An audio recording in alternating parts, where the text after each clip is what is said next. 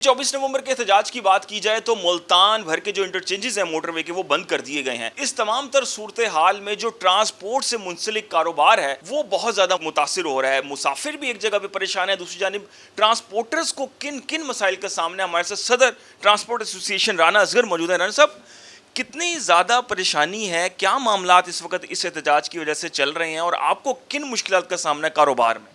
जी बिस्मिल्लाहिर्रहमानिर्रहीम। मुश्किलात ही मुश्किलात है ट्रांसपोर्टरों के लिए। जिसका जहाँ दिल करता है वो गाड़ी पकड़ लेता है।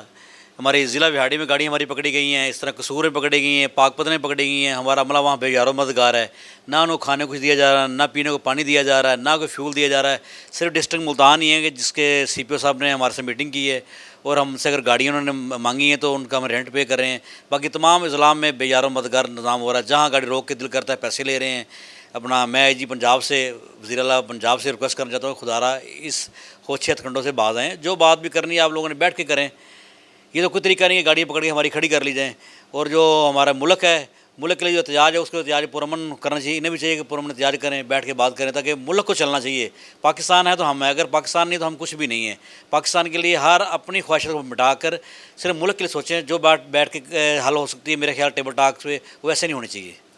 जी बिल्कुल, यही सूरत हाल है। ट्रांसपोर्टर्स भी मसाइल का शिकार हैं और जगह जगह गाड़ियों की जो पकड़ धकड़ है वो जारी है। जो मुलाजमीन हैं वो भी परेशानी की सूरत हाल का सामना कर रहे हैं और अपील की जा रही है IG पंजाब से, वज़ीर आला पंजाब से कि इस तमाम तर सूरत हाल को देखें और इसको बेहतर करें।